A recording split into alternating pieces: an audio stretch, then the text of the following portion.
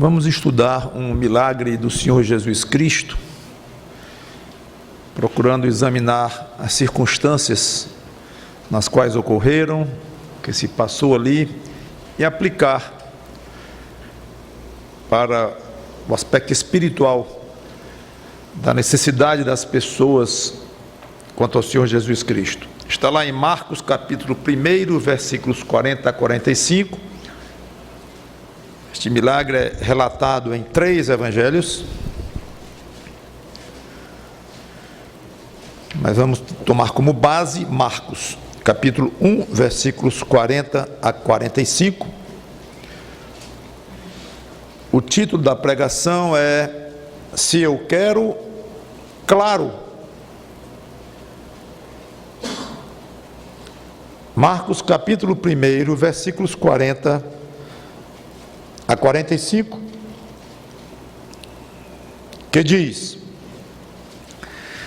Aproximou-se dele um leproso, rogando-lhe de joelhos: se quiseres, podes purificar-me.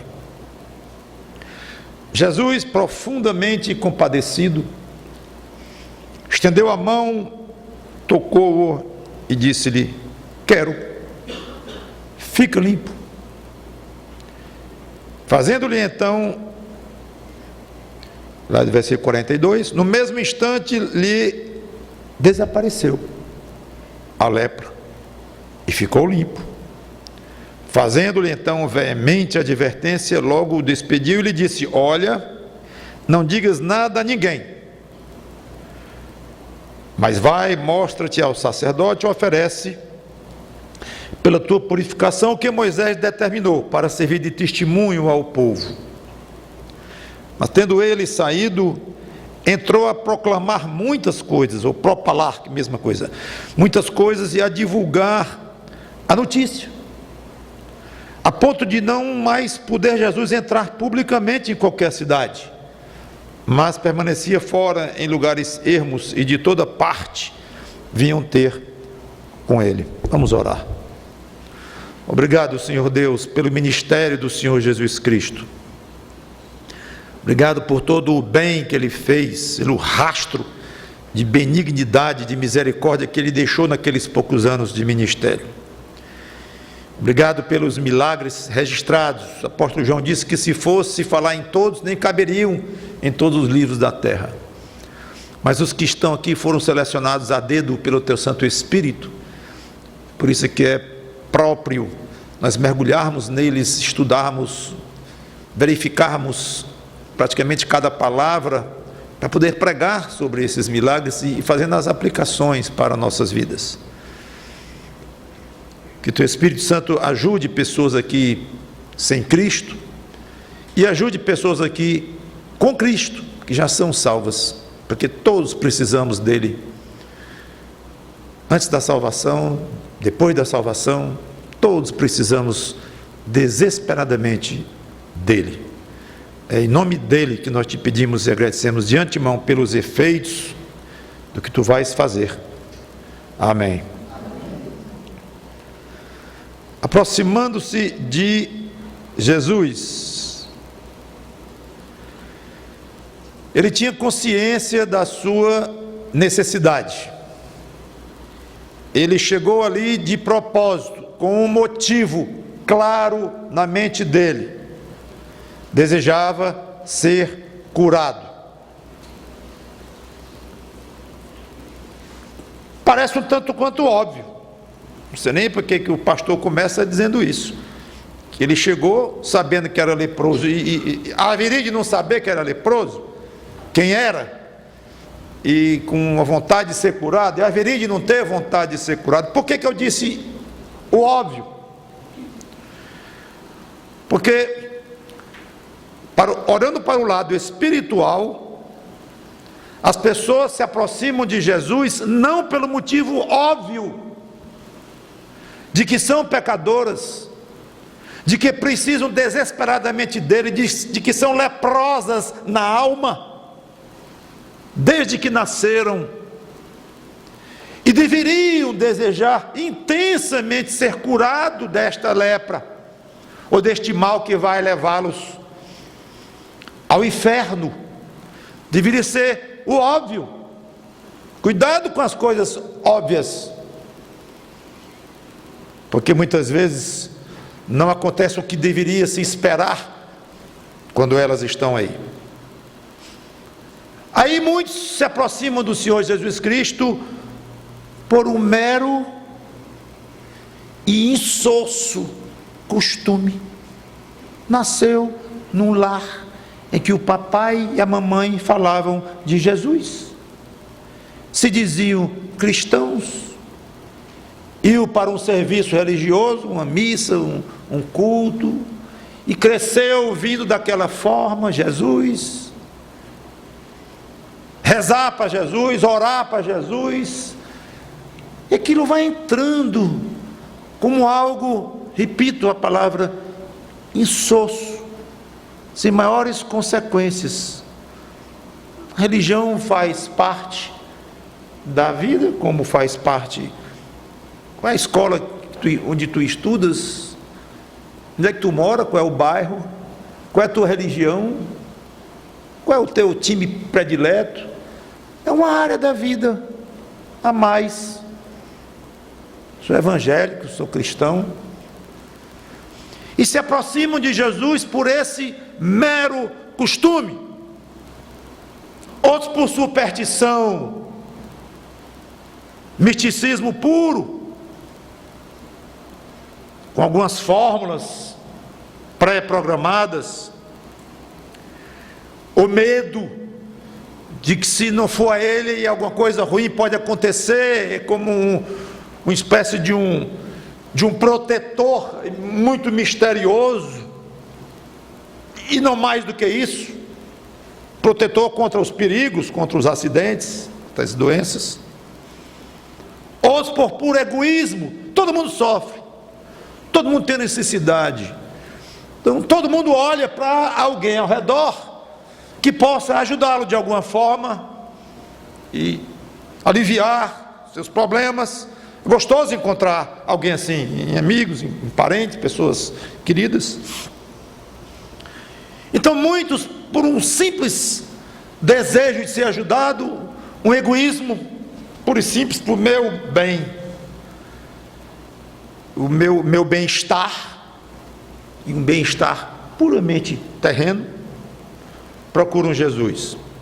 Não há nenhum motivo válido pelo qual alguém deve se aproximar do Senhor Jesus Cristo, que não seja tendo em vista a salvação da própria alma. Se você procura Jesus Cristo até hoje por superstição, pare de procurá-lo. Se você procura Jesus Cristo hoje por um insosso costume religioso, pare. Por puro egoísmo, para obter dele coisas legais, gostosas, proteção, dinheiro, pare.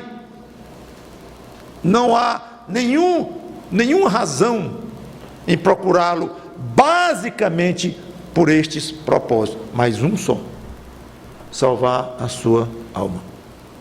Quer dizer que o Senhor Jesus Cristo não tem nada a ver com a minha saúde, não tem nada a ver com o meu dinheiro, não tem nada a ver com a minha religiosidade? Tem tudo a ver. Tem tudo a ver.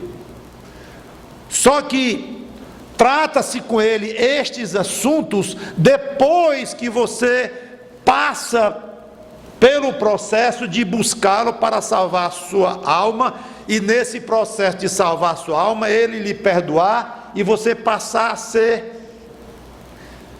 a ser ligado com Deus, e ele é Deus, ou seja, voltar a ser ligado com ele. Você não pode nem pedir a ele alguma coisa, você não tem contato com ele. Ninguém tem contato com Jesus Cristo que não seja salvo pela fé nele próprio. Não tem isso. Pode pedir a ele, ele certamente ouve, porque ele sabe até o que você pensa, ele sabe o que um rato vai fazer daqui a 1 minuto. Precisamente ele sabe o que aquele rato vai fazer daqui a 35 segundos, ele sabe. Então, nesse aspecto, sim, o que você pensa, o que você diz, ele sabe, mas e daí? Isso não é relação com Ele. Para ter relação com Jesus Cristo, tem que chegar diante dele: Senhor, eu estou perdido, preciso da tua misericórdia. Senhor, eu estou leproso, que aliás é óbvio, basta olhar. Rogando de joelhos, Lucas diz, com o rosto em terra. Então ele se ajoelhou e ainda prostrou-se com o rosto em terra diante do Senhor Jesus Cristo.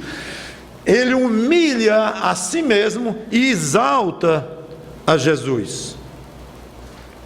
Dentro das características pelas quais muitas pessoas se aproximam de Jesus, caberia a pergunta: como é que você se achega até Ele? Cheio de direitos? Ou humilhado? Pedindo?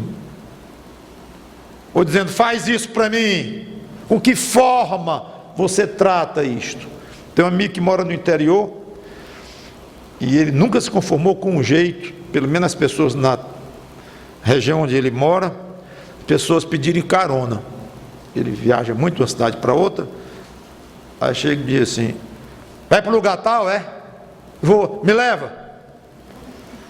E ele não tolera esse jeito. Ele leva a pessoa boa e tal, gosta muito de servir, mas fica irritado e às vezes ele dialoga com a pessoa: isso é jeito de você pedir, rapaz? Ou às vezes ele também deixa para lá, mas não gosta. Agora quando vem alguém e diz: vai para o lugar, vai para onde? Lugar tal. Dá para o senhor me levar? Que é longe, eu estou sem dinheiro para o ônibus. É outra história, é outra aproximação, é outra atitude, e é outro prazer de levar. É outra coisa. Como é que você se aproxima do Senhor Jesus Cristo? Aí ele diz: se quiseres. Ele reconhece que se encontra nas mãos da vontade de Jesus. Ele não disse: Senhor, eu quero ser purificado. Outro dia eu disse aqui que tenho me impressionado bastante com umas crianças que de 10 frases que dizem, 8 é eu quero, eu quero, eu quero, eu não gosto, eu quero, eu quero, eu quero. Eu quero ser purificado. Ele não disse isso. Agora é óbvio que ele queria, você não estaria lá, óbvio, mas isso era segundo plano. Eu mereço ser purificado, porque eu sofro muito, já dei a minha cota de sofrimento, estou sendo já praticamente uma vítima nas mãos de Deus. Eu mereço. Aliás, eu tenho direito de ser purificado, pensando bem, porque a maioria dos seres humanos não são leprosos. Talvez, sei lá, 0,0001% da humanidade seja leprosa, e eu estou nessa. Isso é justo? Não é razoável? Então eu tenho o meu direito de requisitar minha cura. Nada disso, passa longe da cabeça dele essas coisas.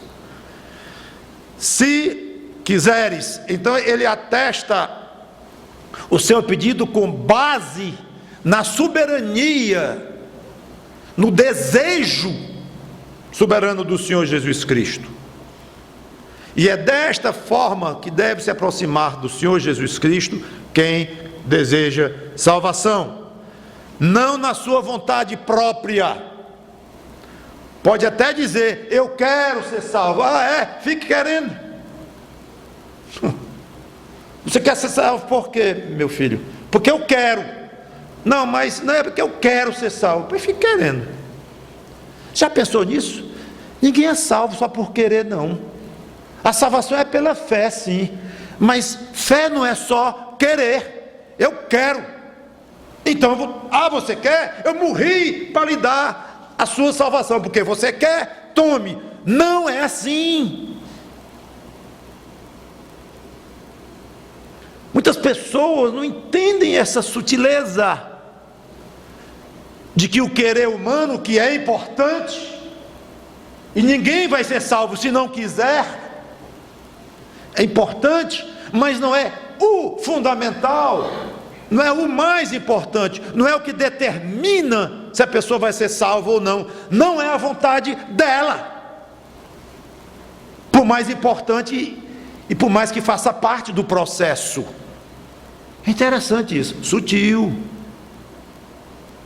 Se quiseres, ele entregou totalmente o seu caso à vontade, ao desejo do Senhor Jesus Cristo.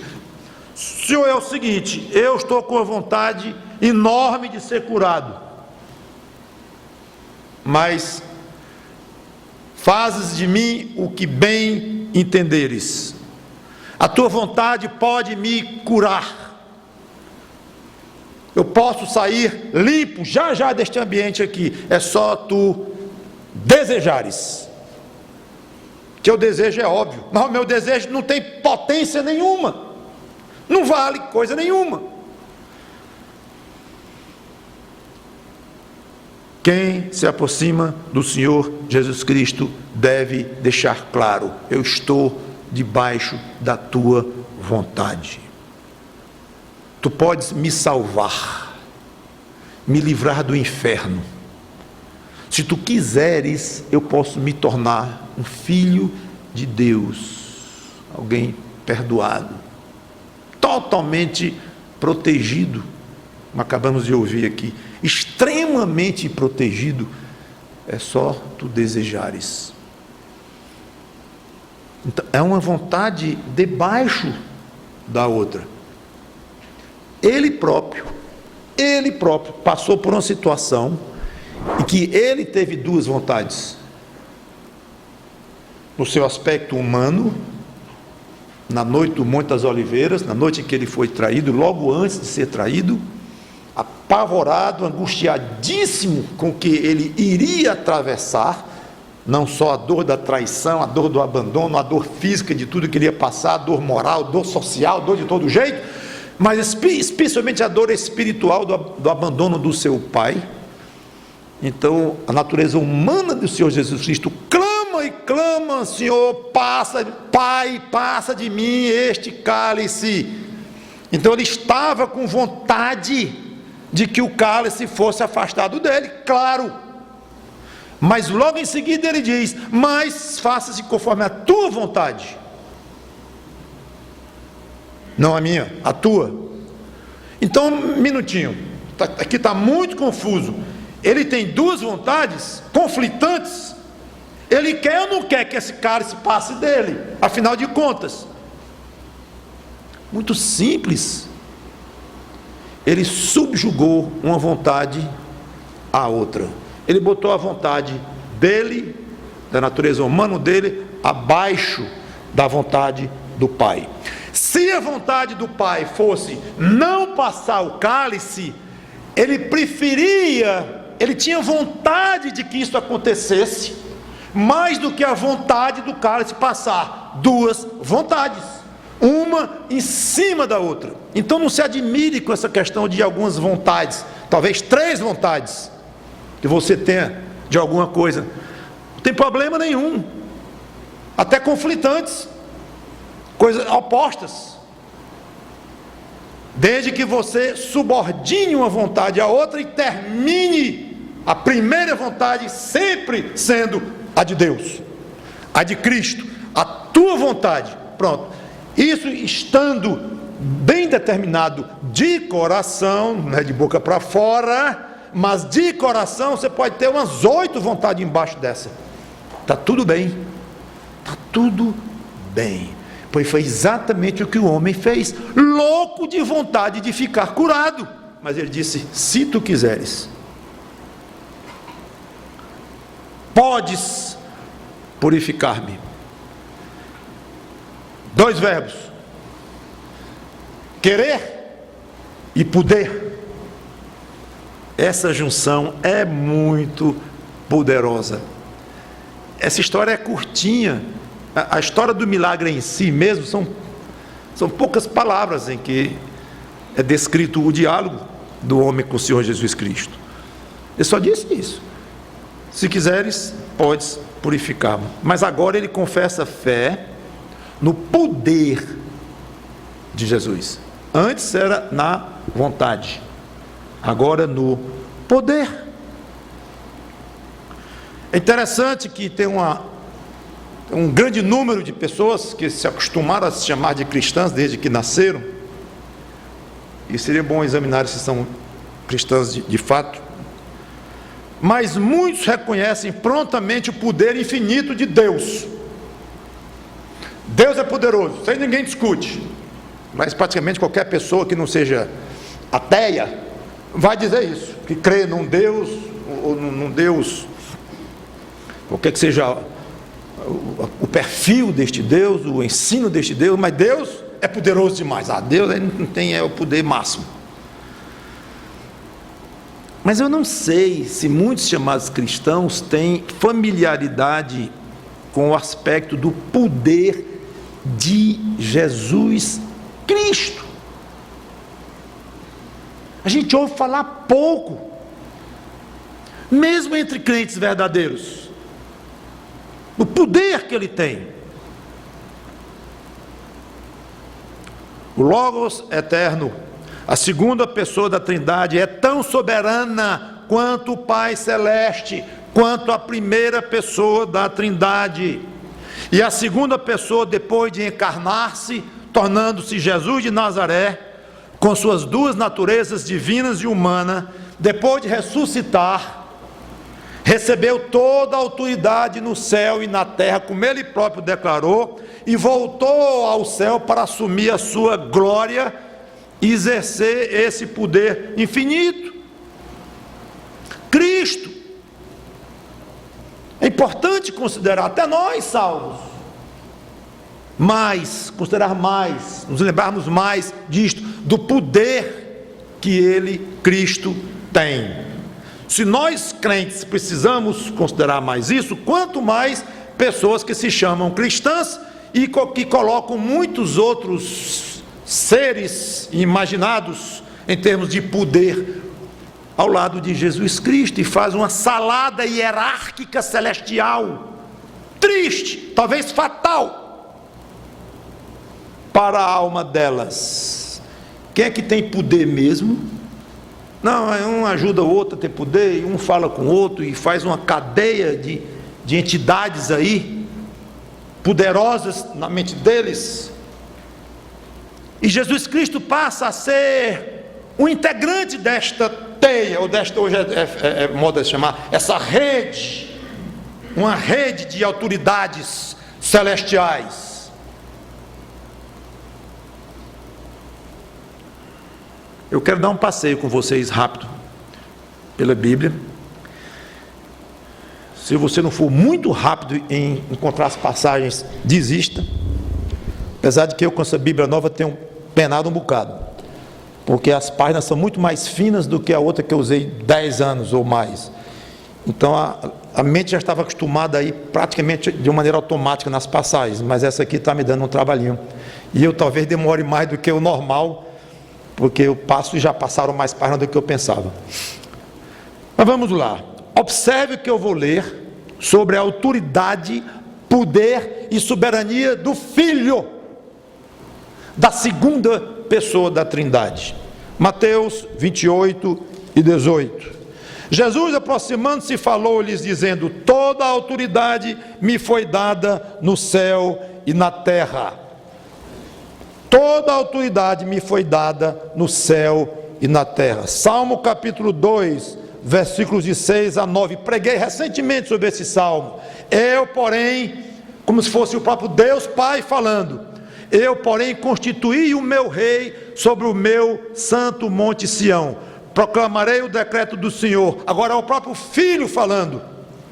Ele me disse, o Pai me disse: tu és meu filho, eu hoje te gerei. Aí vem: pede-me e eu te darei as nações por herança, e as extremidades da terra por tua possessão. Com vara de ferro as regerás e as despedaçarás como um vaso de oleiro. Aí o salmista assume a palavra: agora, pois, ó reis, sede prudentes, deixai-vos advertir, juízes da terra.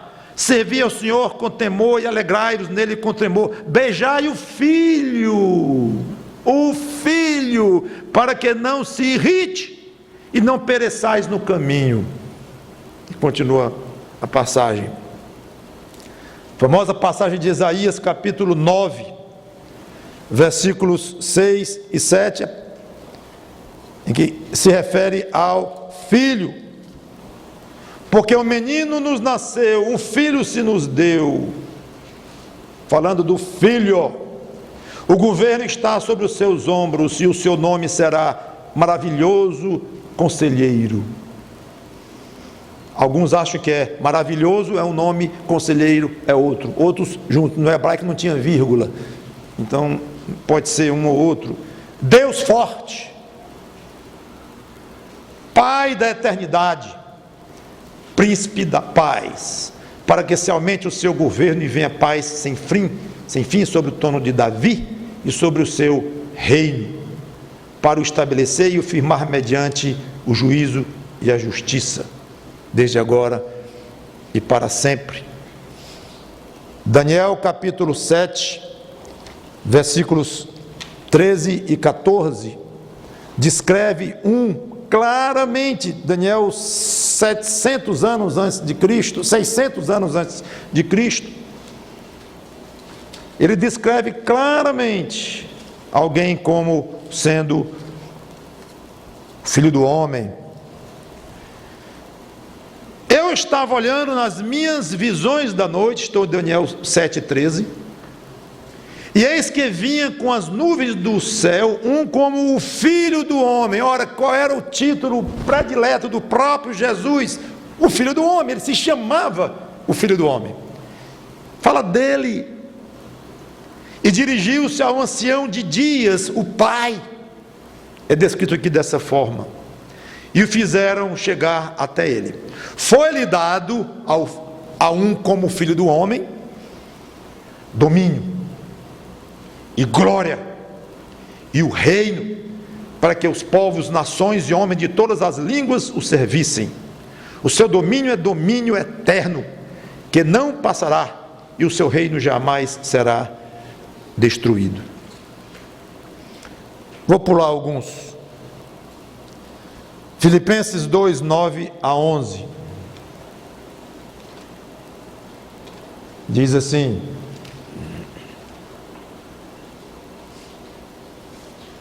pelo que também Deus o exaltou sobremaneira e lhe deu o nome que está acima de todo nome, falando do Senhor Jesus Cristo, Filipenses 2, 9, para que ao nome de Jesus se dobre todo o joelho, nos céus, na terra e debaixo da terra, e toda língua confesse que Jesus Cristo é Senhor, para a glória de Deus Pai.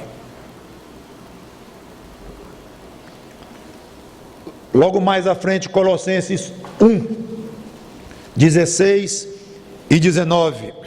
Pois, falando de Cristo, obviamente, nele foram criadas todas as coisas nos céus e sobre a terra, as visíveis e as invisíveis, sejam tronos, sejam soberanias, quer principados, quer potestades, tudo foi criado por meio dele e para ele. Ele é antes de todas as coisas, nele tudo subsiste.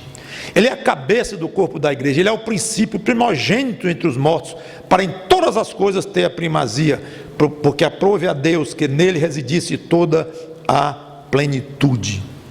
E continua a passagem.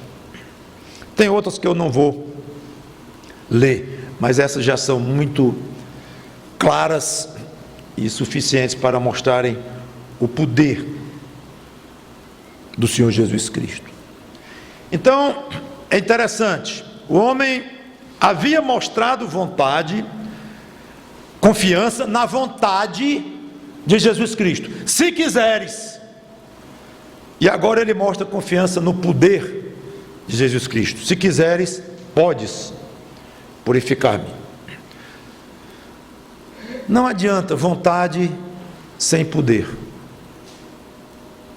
Não adianta poder. Dá para completar? Sem vontade. Não adianta vontade sem poder. Não adianta poder sem vontade. A alma que implora a salvação ao Senhor Jesus Cristo tem de crer no poder de Jesus para salvá-lo, ou salvá-la, aquela alma. Muitos tropeçam aqui, aqueles que gostam de pensar numa rede de autoridades. Acham que ele até tem vontade, mas na parte do poder, uma mãozinha não faz mal a ninguém. Então, pede-se a alguém para que esse alguém dê forças a Jesus Cristo, ou dê um certo ânimo a Jesus Cristo, interfira de alguma forma para que essa salvação saia. Porque entregar só ao Filho é muito duvidoso. Outro dia entrei no escritório, no gabinete, no consultório de um dos médicos mais reputados em Fortaleza, numa certa área. Conhecidíssimo, famoso, respeitado, cirurgião. E eu nunca vi tanta imagem num gabinete de um médico. Andares de imagens, uns 3 andares, dezenas de imagens. Eu digo aqui, estou defronte de uma sumidade na medicina. Deu uma vontade tão grande de dizer, vamos esquecer meu olho. O assunto era meu olho. Vamos esquecer meu olho e vamos para os seus olhos, que o senhor está cego. Eu estou arriscando aqui, mas o senhor já está. O senhor está pior do que eu. Vamos conversar um pouquinho. Mas ele mal olhava para os olhos da gente, não tem tempo para nada. Eu era só uma peça ali. Que pena. Tanta complicação. Tanta complicação. Para que aquela rede inteira de pessoas?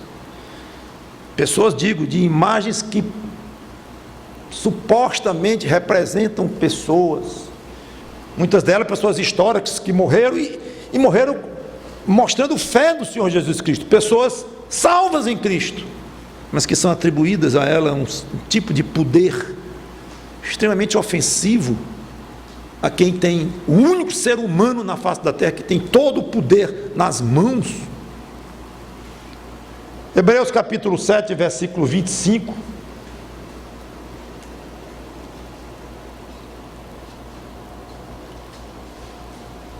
Hebreus 7, 25, por isso também pode, falando de Cristo, salvar totalmente os que por ele se chegam a Deus, vivendo sempre para interceder por eles. Meu amigo, substitua todas essas imagens, por favor, por este versículo.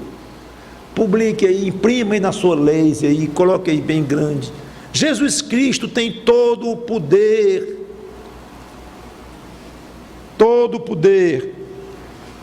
para lhe salvar, interceder por você. Jesus, profundamente compadecido, foi a atitude dele, continuando então o relatório do Evangelho, não profundamente envaidecido, né? Pelo elogio. Tem gente que paga caro por elogio, às vezes até na coluna do jornal. Não profundamente envaidecido pelo elogio, se queres, podes salvar-nos. Que coisa fantástica. Não profundamente orgulhoso por ter um homem a seus pés, ajoelhado, e depois achou pouco ajoelhar-se, tacou o rosto no chão. Então, para quem gosta de uma sensaçãozinha de importância, de autoridade, de poder, deve ser muito, muito gostoso olhar e ver alguém aos seus pés, rostinho colado no chão. Peça, não ouvi não, peça mais. Não profundamente satisfeito pela chance de dar uma demonstração de poder, televisão, do mundo inteiro venham filmar o que eu vou fazer aqui. Não. Profundamente compadecido.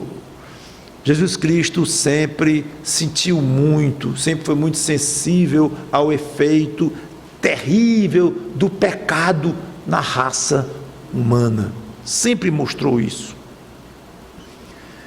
E se os homens entendessem a profundidade daquele amor que o Senhor Jesus Cristo tinha, aquela simpatia que ele tinha pelo pecador, porque ao lado da pureza dele e da exigência dele, do radicalismo dele, quem não é contra mim, quem não é por mim é contra mim, quem comigo não ajunta espalha. Claro, ou é por ele ou é contra, tinha que adorar só a ele. Eu sou o caminho, a verdade e a vida, e ninguém vem ao Pai senão por mim. Pronto, não tem outro caminho não. Radical, muito. E quem não me obedecer não é meu, e quem não obedece ao Pai não é dele. Direto, absolutamente inflexível na necessidade de alguém se subordinar totalmente a Deus, se humilhar até o pó para poder alcançar a misericórdia de Deus. Sim. Então ele era duro com os fariseus, com a hipocrisia daqueles homens, raça de víboras, sepulcros caiados. Dá até medo algumas passagens de Jesus Cristo, mas ao mesmo tempo era uma simpatia com os pobres dos sofredores, era uma pena, uma misericórdia impressionante, de derreter coração, de uma candura, de uma doçura com quem sofria. Esses dois aspectos de Cristo devem ser analisados, curtidos paralelamente, sem um prejudicar o outro. Deixa eu dizer de outra forma, sem não puxar demais por um a ponto de atrapalhar o outro ou desfigurar o outro. Tão carinhoso, tão doce, que ele deixava passar as exigências que Deus tem que ter para com aqueles que querem adorá-lo. E tão duro, tão firme, tão exigente, que esquecia que o pecado, pelo qual ele era duro e exigente, mas trazia sofrimento, pelo qual ele era carinhoso. Então ele via nas pessoas pecado e sofrimento. Vamos combater esse pecado com morte. Não há outra solução para esse pecado de vocês, tem que ser morte. Infelizmente, não a de vocês próprios, porque vocês não têm poder para morrer por si próprios, mas a minha. Então vocês me chamam de radicais, e você pensou no radicalismo da solução que eu dei para o pecado seu, a minha morte. Então é bom você me chamar de radical, você gosta de me chamar de radical, mas veja o que eu fiz por você. Se eu não fosse radical, você iria para o inferno, meu amigo, eu não estaria nem lhe oferecendo salvação. Então eu tenho que ser duríssimo com o pecado, duríssimo comigo mesmo, vou para aquela cruz sofrer miseravelmente por causa do seu pecado. Então eu odeio o seu pecado, e vou adiante. Deus odeia o pecador, porque muita gente diz, não, Deus odeia o pecado, mas ama o pecador. Deus odeia o pecador. Enquanto ele é pecador, poderia ler várias passagens para vocês, mas muda o rumo da minha pregação. Algum dia eu posso até pregar sobre isso. Conversa fiada. Deus odeia o pecado e ama o pecador. Digo, conversa fiada, olhando só por esse ângulo. Deus odeia o pecado e odeia o pecador enquanto ele está pecando, no seu estado de pecador, mas ele ama o pecador a tal ponto, sim, ele ama, é verdade, mas ele ama o pecador também, a tal ponto que ele deu o Filho unigênito dele para que todo pecador creia em Jesus Cristo e não pereça, mas tenha a vida eterna. Quando o pecador vem humilhado aos pés do Senhor Jesus Cristo, aquele perdão vem, e a pessoa se banha com o sangue de Jesus Cristo, se torna tão puro quanto ele aos olhos de Deus, E o ódio que Deus tinha, a ira de Deus sobre o pecador é retirada. E fica apenas um amor absolutamente apaixonante. O mesmo amor que ele tem pelo seu filho. Mas não esqueça, Deus não ama, não é só essa questão muito simplória e mal explicada, de que Deus odeia o pecado, mas ama o pecador. Ora, o pecado em si o que é? É algo abstrato. O pecado se torna realidade quando o pecador o comete. Bom, já falei o suficiente sobre isso. E onde é que eu estava? Que Jesus Cristo sofreu muito com o pecado dos homens. E Ele amava os homens e veio para livrá-los desse pecado. Sem esse amor, não haveria alguém aqui neste púlpito perdoado e a tal ponto de poder oferecer a vida eterna em Cristo também. Ninguém vê amor do outro, a não ser pelo efeito. Não ameis de língua, diz o apóstolo João, mas de fato, na verdade, nos atos. O efeito do amor. Pois veja o efeito do amor de Cristo por aquele homem. Jesus, profundamente compadecido, disse: quero uma palavra. Vocês podem imaginar a ansiedade daquele homem esperando esta palavra dos lábios de Jesus Cristo. O leproso, um homem pela lei, colocado numa posição extremamente humilhante, tinha que andar com roupa suja, tinha que andar com os cabelos desgrenhados, e ele tinha que dizer, enquanto andava, leproso ou imundo, para ele próprio, como que dizendo: saiam de perto de mim, que eu contamino vocês. Já imaginaram o peso que uma pessoa assim carregava na época? E não podiam morar nas cidades, tinham que morar afastados por causa do risco de contaminação, apesar de que em alguns lugares eles permitiam, eram razoavelmente condescendentes com eles, mas era um homem esmagado por todos os lados, físico, social e tudo. E ele: se quiseres, podes purificar-me. E aí vem o quero. Você sabe o que significa esse quero na sua vida, você crente. Eu sei. E se você acha estranho essa conversa, de saber o peso desse quero na sua vida, examine mesmo se você passou por um processo real de conversão e de dor pelo seu pecado, de arrependimento sincero, e você realmente pediu salvação, você realmente ganhou sua salvação, porque quem passou pelo sufoco da consciência de que estava perdido e condenado ao inferno, e implorou pela vontade e mostrou confiança no poder de Jesus Cristo, esse conhece o peso da palavra dele: quero lhe salvar. É bom demais, é bom demais. Só que ele poderia ter dito assim: quero, mas infelizmente não tenho condições, a minha cota de pecados, de milagres esgotou.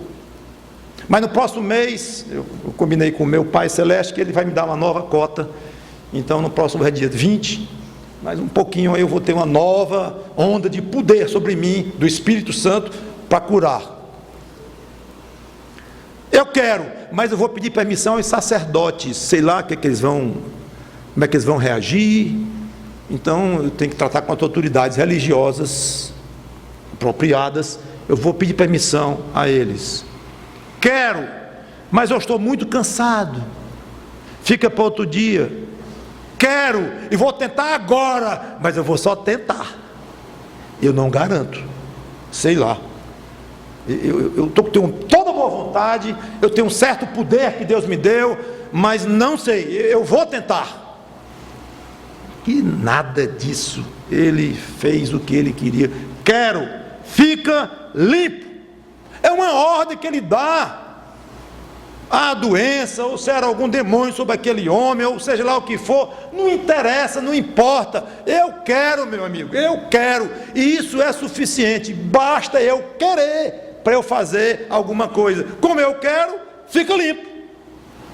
Aí tem a frase lá de Marcos 1, que eu acho interessante, quando diz assim, que eu acho uma das frases mais supérfluas da Bíblia. Pastor, que coisa esquisita. Muita gente gosta de dizer, pastor, essa passagem aqui eu não gosto não, devia tirar da Bíblia. Diz isso num tom que não é muito agradável, porque a pessoa não está gostando, que é contra ela, né?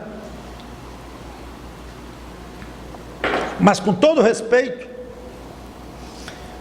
essa frase aqui por mim podia tirar da Bíblia, que não fazia diferença nenhuma. Marcos capítulo 1, versículo 42. 42, pode sumir daí, que eu não faria a menor falta. Eu vou ler do 41 ao 43, para vocês entenderem o que eu estou dizendo. 41.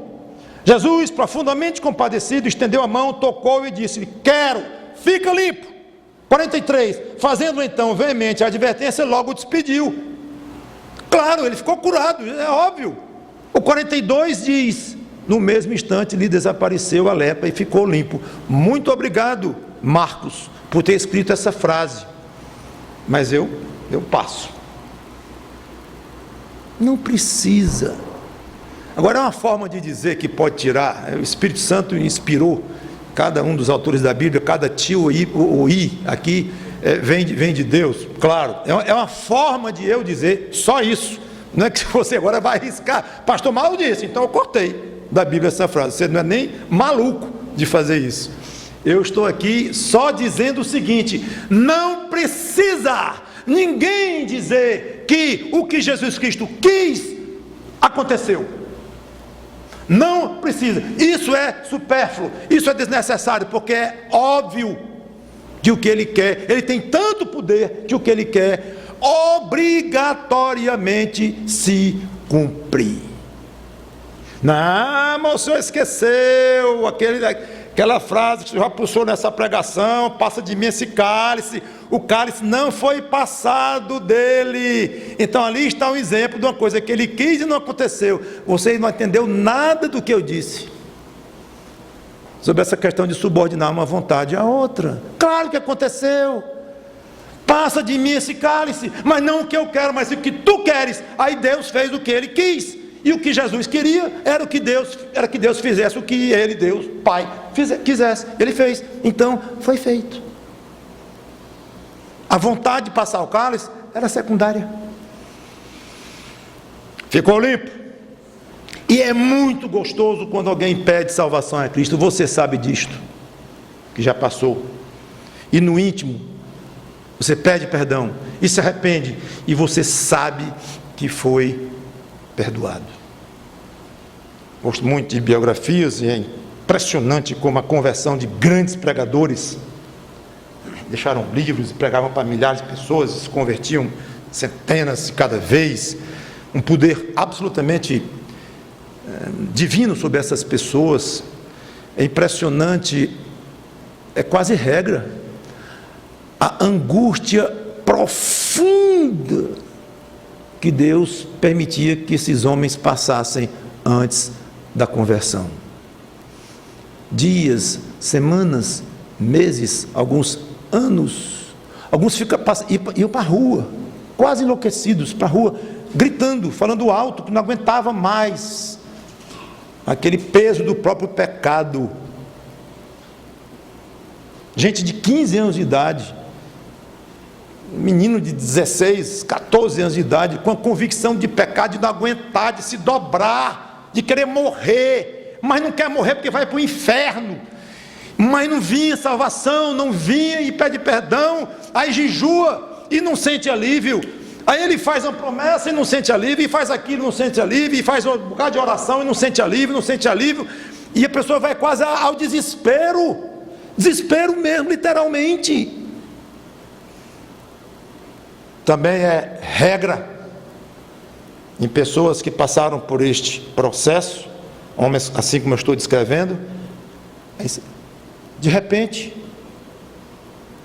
veio um alívio total, e uma doçura entrou na minha alma. E as palavras são belíssimas deles, grandes pregadores, imaginem escrevendo o alívio da alma que eles tiveram. É impressionante a convicção, a certeza.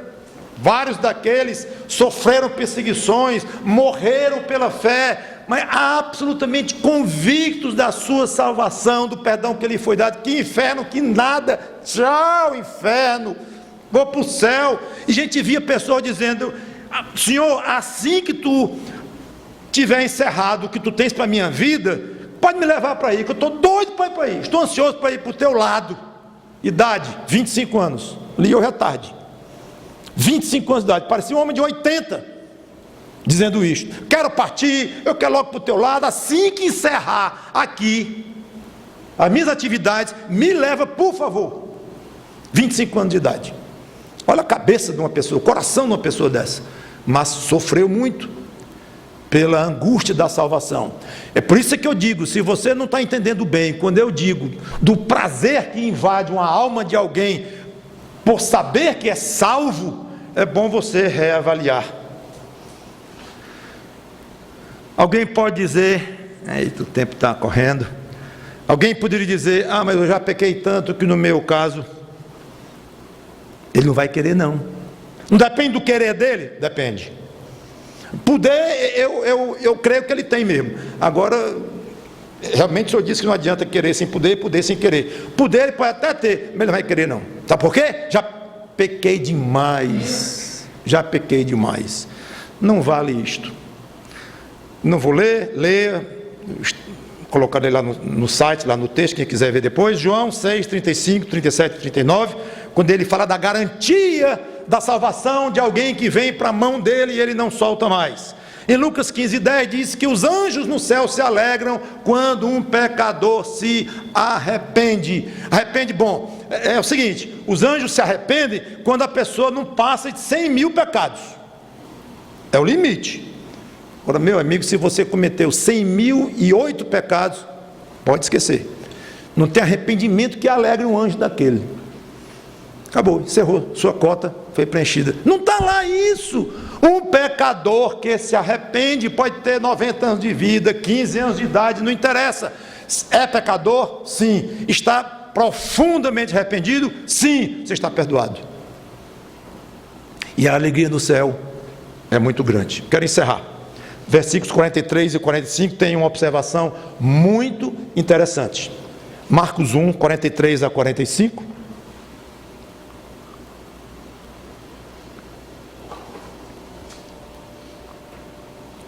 Fazendo-lhe então veemente a advertência, logo o despediu e disse: olha, não digas nada a ninguém, mas vai, mostra-te ao sacerdote e oferece pela tua purificação o que Moisés determinou, para servir de testemunho ao povo. Mas ele, tendo saído, entrou a propalar muitas coisas e a divulgar a notícia, a ponto de não mais poder Jesus entrar publicamente em qualquer cidade, mas permanecia fora em lugares ermos, e de toda parte vinham ter com ele. Há várias coisas a comentar aqui, mas podem ser secundárias, eu não vou falar.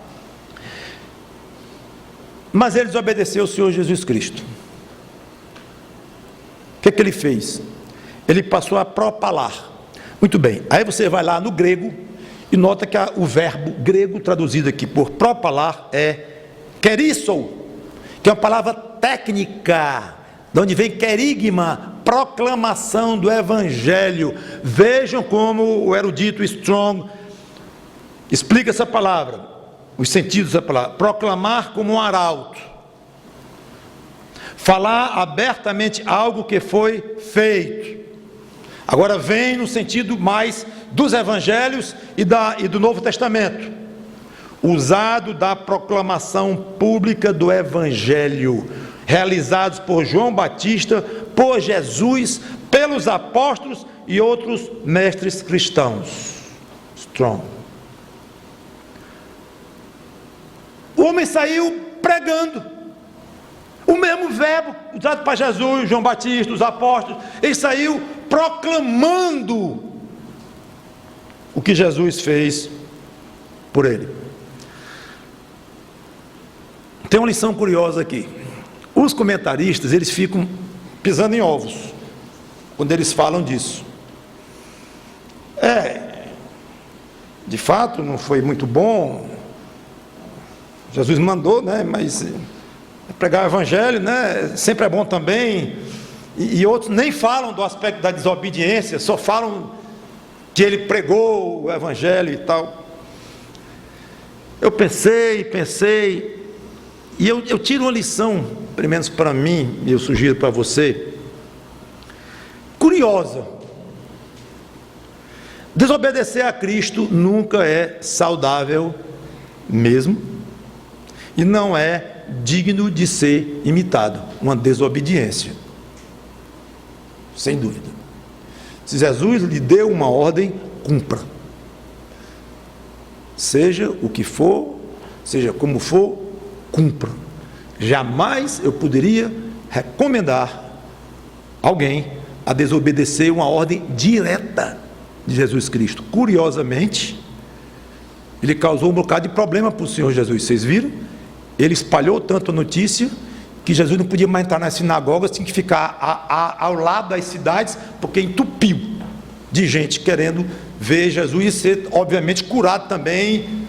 E Jesus não estava querendo isto, no sentido de planejamento do que ele desejava ali. Ele sabe de tudo, ele sabia que o homem ia desobedecer, claro que ele sabia de tudo, mas o que ele mandou para o homem deveria ter sido obedecido. Por outro lado, é por isso que eu chamo de curiosa a lição que eu tiro.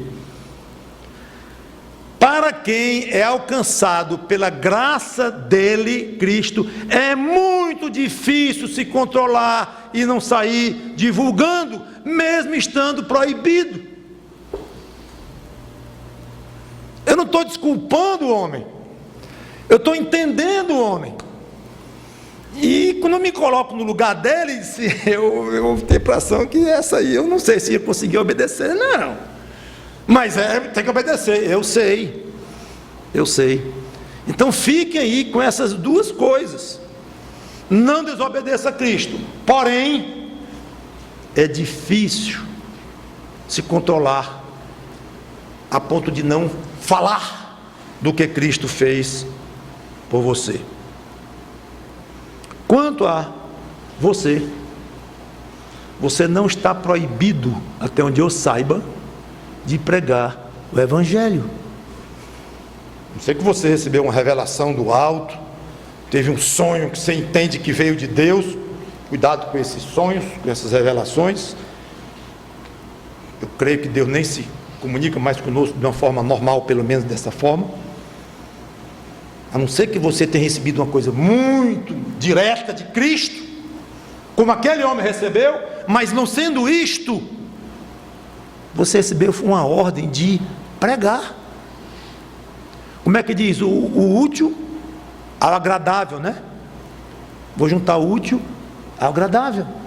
Então ao homem ele disse: não pregue, eu não aguento ficar calado, e tenha misericórdia de mim, faça o que quiser, me bote leproso de novo, eu não sei, mas eu não aguento, me desculpe, eu vou pregar.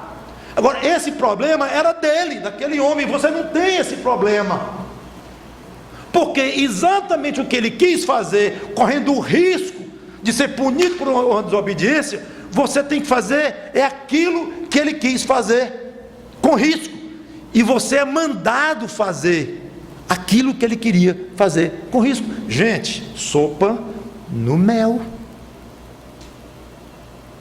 E sabe o que acontece? Muitos crentes agem como se a ordem de Cristo tivesse sido como ele fez para aquele homem: não pregue não.